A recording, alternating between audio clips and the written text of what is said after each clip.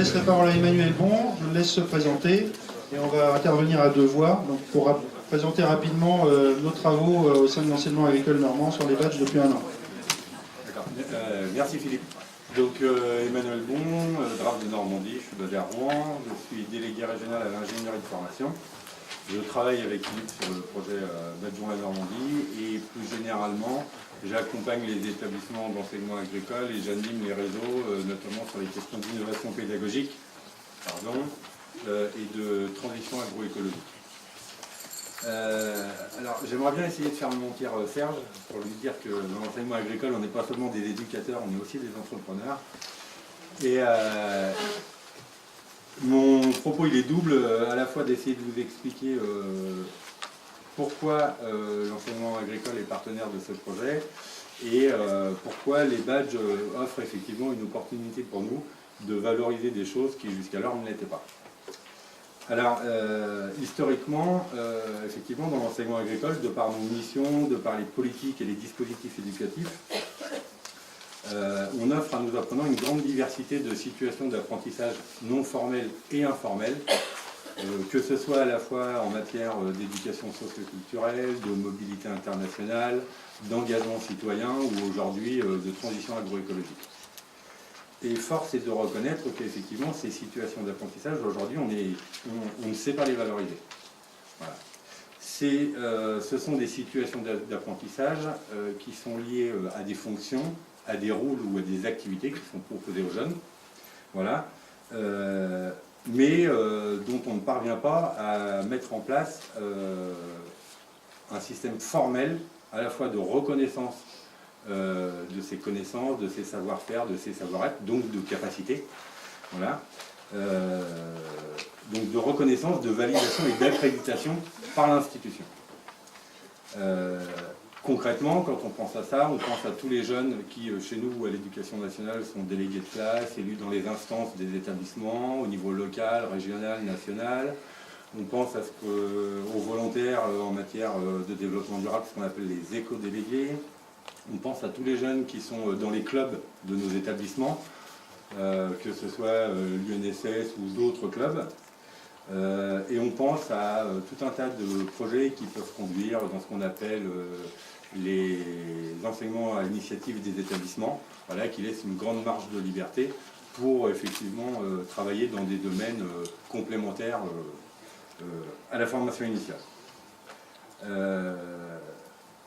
Maintenant, plus récemment, pour être très précis, depuis 4 ans, l'enseignement agricole s'est également engagé dans la rénovation de tous ses diplômes pour mettre en œuvre l'approche capacitaire. Et donc, on est bien dans cette perspective de travailler sur les compétences. Et parallèlement à ça, aujourd'hui, on s'inscrit aussi dans une perspective donc, unifiée et globale de l'éducation et de la formation tout au long de la vie. Parce qu'effectivement, on veut arriver à créer des ponts entre les apprentissages formels, informels et non formels. J'en veux pour preuve qu'on travaille actuellement avec le ministère, avec Philippe, sur la mise en place d'options pour valoriser justement la mobilité des jeunes et les engagements citoyens. Et c'est bien dans cette perspective de formation et d'éducation tout au long de la vie qu'aujourd'hui on travaille. Alors,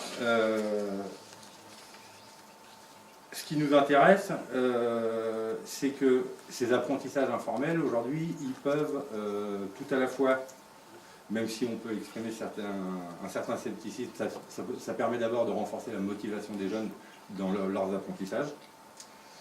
Ça permet surtout de les accompagner dans ce que l'on appelle chez nous l'accompagnement à la construction du projet de vie et du projet professionnel, parce que ces apprentissages en font partie et permettent de construire ce projet de vie. Et puis ça permet aussi de faciliter leur insertion scolaire dans la poursuite d'études et puis leur insertion sociale et professionnelle. Donc il y a tout un tas d'avantages qu'on voit. Et comme ça a été dit effectivement par Serge, les badges, ce n'est pas un point d'aboutissement. Alors en amont de la délivrance des badges, ce qu'on y voit, c'est l'opportunité de favoriser une réflexivité sur à la fois les apprentissages des jeunes et les processus d'apprentissage mis en œuvre par les équipes pédagogiques, de s'interroger sur comment on apprend, qu'est-ce qu'on apprend, et éventuellement comment on le valorise.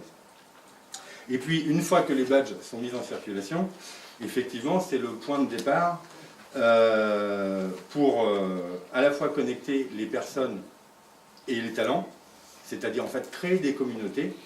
Aujourd'hui, on parle beaucoup en agriculture de démarche collective. Voilà, l'intention elle est là, c'est de faire vivre des communautés d'intérêt, de projets qui vont permettre de créer des dynamiques entre les gens qui effectivement s'inscrivent dans un curriculum ouvert, c'est-à-dire où ils font des choix personnels de s'investir dans tel ou tel domaine. Donc, pour toutes ces raisons-là, on voit énormément d'opportunités dans les badges. Et puis finalement, c'est ce que je me disais tout à l'heure, être reconnu et savoir reconnaître les autres, finalement, c'est quand même une des fonctions du système éducatif. Et puis c'est ce qu'on fait à peu près tous les jours, vous et moi, sur les réseaux sociaux professionnels. Et donc c'est complètement, je dirais, cohérent dans la démarche qui nous anime. Voilà. Donc toutes ces raisons-là, en fait, ça me permet de vous dire qu'effectivement, dans l'enseignement agricole, on souhaite s'associer à ce projet. Enfin, on en est l'un des porteurs. Parce qu'on sait très bien que si on travaille tout seul, on ne parviendra pas à construire l'écosystème régional dont les badges ont besoin pour se développer. D'où notre souhait de travailler avec nos partenaires. Ça nous permettra aussi effectivement de mobiliser les établissements et les équipes en matière d'ingénierie pédagogique sur comment on construit des parcours de formation, quel badge on crée pour valoriser ces parcours de formation. Et puis, ça nous permettra aussi, mais ça c'est l'avenir, de développer des services autour des badges. Alors c'est peut-être un aspect qu'il faudra détailler, voilà, comment on les utilise. Et du coup, effectivement, notre volonté, c'est bien de faire de l'enseignement agricole une organisation apprenante, et puis étant l'enseignement agricole en Normandie, faire de la Normandie un territoire apprenant. Voilà, donc à peu près l'essentiel des raisons qui justifient qu'aujourd'hui l'enseignement agricole porte le projet avec la Chambre et avec INI La Salle. Merci.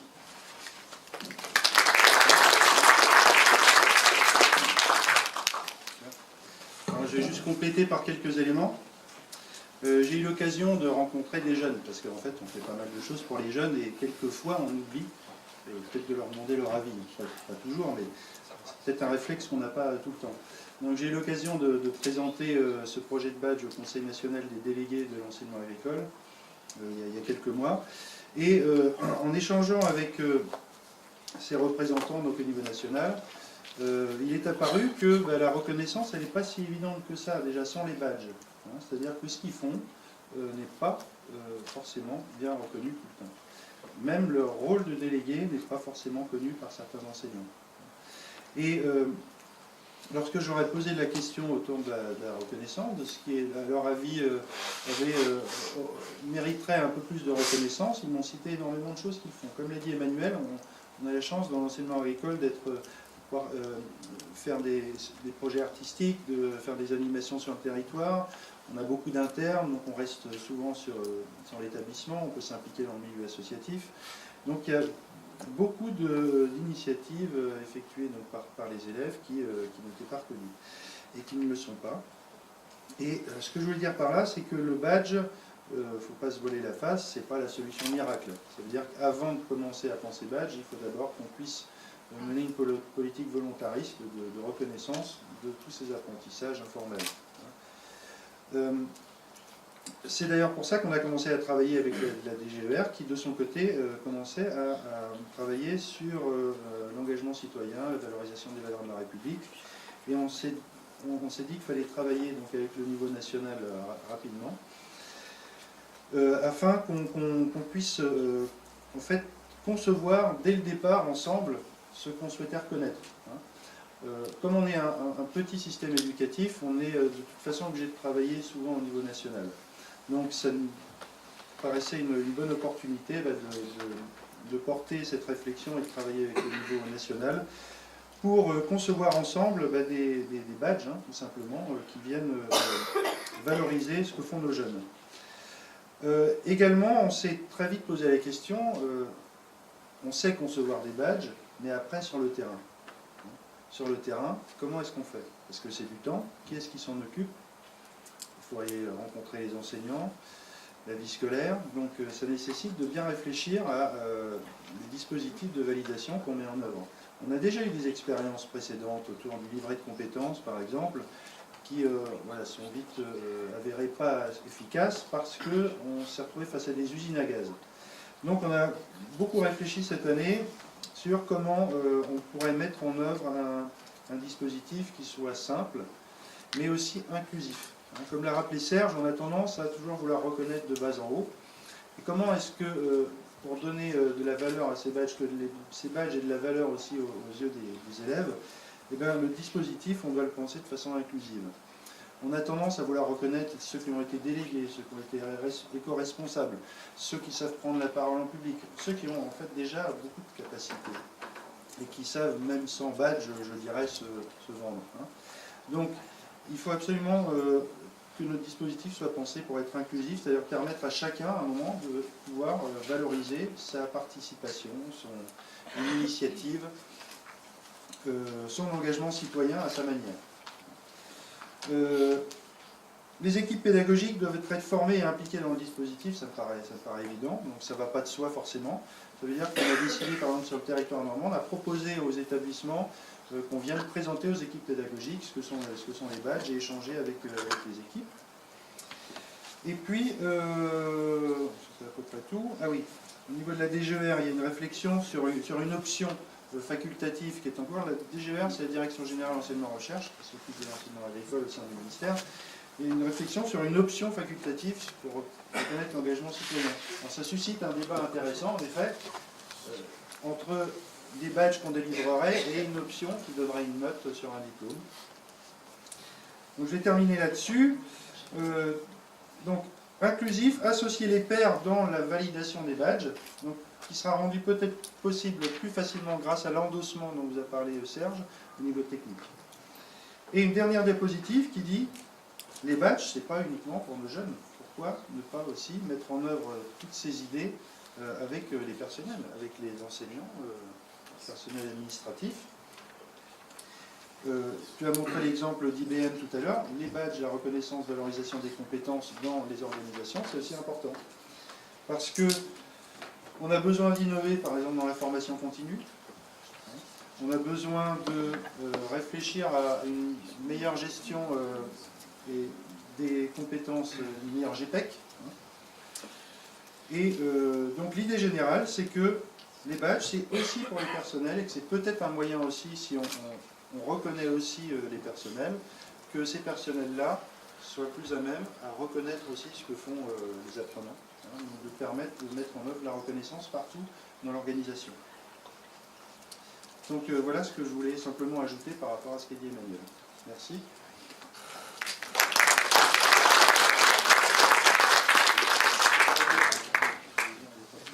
Il y a peut-être une question qu'on peut prendre, si vous avez une question en particulier, si quelqu'un veut intervenir, c'est possible, on peut prendre une question. Je vois le monsieur là-bas à droite, vous ne vouliez pas intervenir? Très bien, je vais laisser maintenant la place à Rémi Laurent qui va présenter donc l'intérêt de la Chambre régionale d'agriculture pour les badges. Merci Philippe.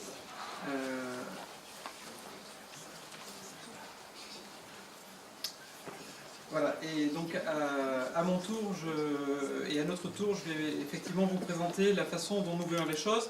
Alors, je vous demande d'accueillir avec beaucoup de bienveillance parce que on dit souvent qu'on apprend en marchant. Nous également, on comprend en marchant, c'est-à-dire qu'effectivement, il nous a fallu aussi une étape d'appropriation de ce que sont ces badges. Vous avez vu, c'est à la fois simple et en même temps compliqué. Et donc, on essaye effectivement pour le coup de suivre nos grands frères de l'enseignement agricole qui ont pris une belle longueur d'avance et on les en remercie. Alors juste le contexte que je ne cite pas simplement pour mémoire, hein, c'est effectivement une agriculture qui est forte en Normandie et c'est important de le rappeler. Ce sont les exploitations agricoles qui couvrent l'ensemble du territoire, ce sont beaucoup d'emplois si on intègre également les filières de valorisation. C'est une région, et j'espère ne rien vous apprendre, qui est leader sur un grand nombre de productions. Ce sont aussi des champs d'agriculture, et là ça fait écho à ce par quoi vient de conclure Philippe pour l'ADRAF et les lycées. Ce sont aussi des acteurs, donc les chambres d'agriculture, la chambre régionale, les 5 chambres départementales, leurs 15 antennes sur l'ensemble du territoire. Ce sont aussi 225 élus, là je parle bien pour la Normandie, et 450 collaborateurs. Et ce sont des chambres qui sont premiers acteurs de la formation continue des agriculteurs. Donc on voit qu'on a un champ évidemment d'application de ces badges, et encore plus après cette journée, à la fois pour les agriculteurs, pour les chambres d'agriculture, pour leurs élus et leurs collaborateurs. Toujours dans ces éléments de contexte, et c'était un point qui me paraissait important d'évoquer, c'est qu'on parle, et d'ailleurs le transparent d'avant, je citais les chambres d'agriculture au service des agriculteurs, des agricultures, c'est qu'aujourd'hui il n'y a plus une agriculture, pour peu qu'il y en ait eu une seule un jour, liste non limitative, mais on parle d'agriculture biologique, intégrée, de conservation, de précision, ces agricultures ne s'opposant pas d'ailleurs et pouvant souvent être combinées. Et donc, qui font appel à des compétences, l'agroécologie, l'innovation, le numérique, l'entrepreneuriat, on l'évoquait tout à l'heure en aparté, le management, l'organisation du travail et bien d'autres. On se retrouve déjà globalement dans les 10 sujets qui seront évoqués, travaillés cet après-midi dans les ateliers. Et donc finalement, on passe d'une logique de modèle agricole à une logique d'alchimie complexe de compétences. En revanche, là où on se retrouve généralement tous, c'est sur le fait que c'est bien au service de la triple performance de l'exploitation, donc économique, environnementale et sociale, pour bien mettre l'agriculteur au centre de cela et de ces changements. Et donc on voit bien effectivement, à travers ce contexte, finalement, l'enjeu que l'on peut voir, imaginer, esquisser pour ces badges numériques. Alors nous avons choisi effectivement de zoomer et de vous présenter un projet sur lequel nous souhaitons nous engager, mais je ne doute pas qu'aujourd'hui fera naître bien d'autres projets, la question subsidiaire étant comment on arrivera à tous les conduire. Mais en tout cas, un sujet que nous avons voulu centrer sur l'agroécologie. Alors pourquoi? Parce que déjà, effectivement, nous animons, ça a été rappelé tout à l'heure, le projet pilote régional agroécologie, les chambres de Normandie, qui réunit plus de 20 partenaires, donc de l'enseignement supérieur, de la recherche, de la R&D, les instituts techniques agricoles, du développement et de l'enseignement agricole, de la coopération, qui est centré sur l'accompagnement au changement et l'accompagnement du changement pour améliorer la triple performance des exploitations agricoles. Donc ce projet nous paraît être un bon vecteur et potentiellement porteur d'initiatives relatives au badge. Il y a également l'existence d'aujourd'hui 21 GI2E, groupements d'intérêt économique et environnemental en Normandie, il y en a 400 en France. Ce sont des collectifs d'agriculteurs, donc des initiatives effectivement véritablement du terrain, qui sont labellisées, donc effectivement reconnues par le ministère, et qui sont accompagnés par des organismes de développement agricole et qui développent des pratiques innovantes. Et là encore, on fait un lien pour nous assez rapide, peut-être trop, et certainement que ça nécessitera du travail et de la réflexion, mais en tout cas, on peut faire un lien entre ces GI2E et la notion de badge, et on retrouve cette notion quelque part de communauté qui a été évoquée par Serge, et on peut voir tout un tas d'applications de ces logiques de communauté ouvertes, non pas fermées, on a bien entendu, mais plutôt ouvertes justement pour partager. Alors par rapport à cette problématique agroécologique et triple performance, le besoin tel qu'on l'imagine, l'agroécologie c'est une démarche ouverte, transversale, qui n'est pas cadrée par un cahier des charges, ni un label, ni une certification. Donc très clairement, effectivement, on voit bien le lien avec le sujet du jour. Cette dynamique, elle permet aux agriculteurs d'expérimenter leurs propres pratiques, d'innover sans contrainte. Ça, c'est le côté positif, c'est le verre à moitié plein, seul ou en groupe. Et on a vu qu'il y avait également des dispositifs pour les accompagner dans cette direction. Mais la contrepartie, c'est qu'elle rend la reconnaissance et la diffusion de ces compétences et ces savoir-faire très difficiles. Donc finalement, ce qu'on s'est dit et ce qu'on en déduit, c'est vraiment le besoin d'identifier ces compétences, les compétences développées, de les reconnaître, ces compétences qui peuvent se développer par les agriculteurs eux-mêmes seuls, leurs propres pratiques, avec l'appui de leurs conseillers, dans le cadre de réseaux, de groupements, de formations. Et donc, pourquoi identifier et reconnaître ces compétences? Pour les valoriser, c'est le fameux pourquoi. À quoi servent les badges? Modestement, on pense que ça pourrait être une de nos contributions au projet Badge en Normandie, puisque ça a été évoqué. Nous venons là non pas en tant qu'éducateurs, en tant que formateurs, mais en tant que professionnels, enfin, je ne parle pas pour ce qui me concerne, mais pour les agriculteurs que nous accompagnons et nos élus. Et donc, apporter véritablement ce sens finalement qui est qu'est-ce que je vais pouvoir en faire. Et donc, derrière, on l'a entendu, hein, également, ça a été dit ce matin et c'est important, c'est valoriser les détenteurs, c'est ce qui a été dit, ce que je n'ai pas repris, c'est déjà leur propre image, l'image qu'ils ont d'eux, de leur pratique, effectivement. C'est aussi l'image auprès de leurs clients. Alors, quand on parle de clients des agriculteurs, on pense effectivement au circuit long, mais on peut penser aussi au circuit court. C'est de la reconnaissance par les consommateurs qui vont aller acheter à la ferme. Donc finalement, ils achètent dans une ferme, ce qui déjà porte une image, mais aussi peut-être que le fait que cette ferme demain sera badgée véhiculera une image complémentaire par rapport aux pratiques et au savoir-faire de cette ferme. Et c'est aussi, au-delà de cette image, auprès de ses clients, auprès des attributeurs d'aide publique, puisqu'aujourd'hui on sait que certaines aides sont subordonnées à des bonifications, alors à des pratiques, ou bonifiées grâce à des pratiques.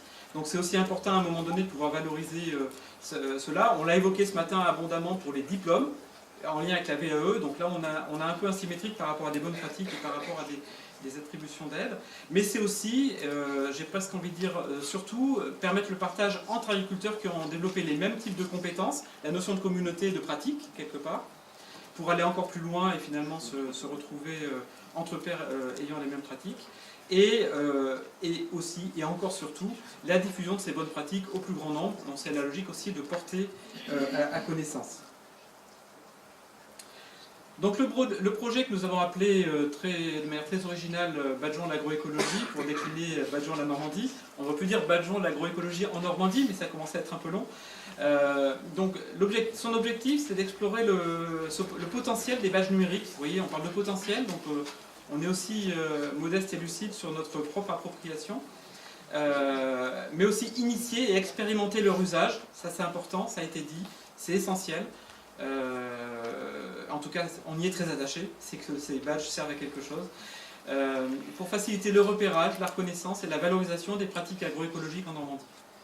Les partenaires qui sont d'ores et déjà engagés à nos côtés, donc évidemment les deux partenaires co-signataires de notre lettre d'intention, la DRAF Normandie et Unilassal, mais aussi nous ont déjà rejoint une coopérative, et pas des moindres pour la Normandie, Agrial, une start-up qui propose aux agriculteurs de valoriser sur leur plateforme leurs compétences auprès de leurs pairs. Et ça nous paraissait intéressant aussi dans cette dynamique d'associer des regards autres, véritablement autres, effectivement, que les organismes avec lesquels, fussent-ils économiques, avec lesquels nous sommes habitués à travailler. Nous avons la chance que ce projet ait été labellisé par un pôle de compétitivité qui n'est pas très loin d'ici, le pôle TES. Et notamment le lien que nous faisons, et ça a été également largement évoqué ce matin et ça permet d'y revenir, ça fait le lien avec la notion d'espace de confiance. C'est-à-dire qu'effectivement, alors blockchain, pas blockchain, clé publique, clé privée, rond, carré, ça on verra, mais en tout cas, vraiment cette notion d'espace de confiance qui nous paraît indispensable, effectivement. Ça l'est pour les organismes de formation, ça l'est pour nous aussi. C'est qu'à un moment donné, ces espaces de partage, il nous semble important que ce soit aussi des espaces de confiance indispensables au déploiement de ces solutions. Alors j'ai entendu, j'ai noté qu'il fallait qu'on se garde d'être dans une logique de défiance. Donc spontanément, soyons confiants, mais si les solutions techniques nous permettent de nous rassurer sur ce plan-là, ce serait pas plus mal. Donc pour nous, c'est une démarche innovante, comme l'est la démarche agroécologique de manière plus générale, qui nécessitera certainement de l'appropriation, que sont ces badges, et donc il y a notre propre appropriation, mais aussi l'appropriation par tous les acteurs que nous embarquerons avec nous, à commencer par les agriculteurs. Ça nous demandera aussi beaucoup de pédagogie, je pense, notamment sur ce qu'ils peuvent apporter. Quoi qu'en la matière, on pourrait se dire que si réellement ces badges apportent quelque chose, il n'y aura peut-être même pas besoin de pédagogie. Ça peut être suffisamment démonstrateur et démonstratif pour que les agriculteurs se l'approprient spontanément, mais aussi de l'accompagnement sur la façon de les utiliser et de les valoriser. Ce qui me permet de finir sur le fait qu'effectivement j'ai évoqué un certain nombre de partenaires. Ce sont les partenaires avec lesquels nous sommes engagés aujourd'hui. Mais s'il y a des partenaires qui veulent nous rejoindre sur ce projet, ils seront évidemment les bienvenus. Voilà, merci.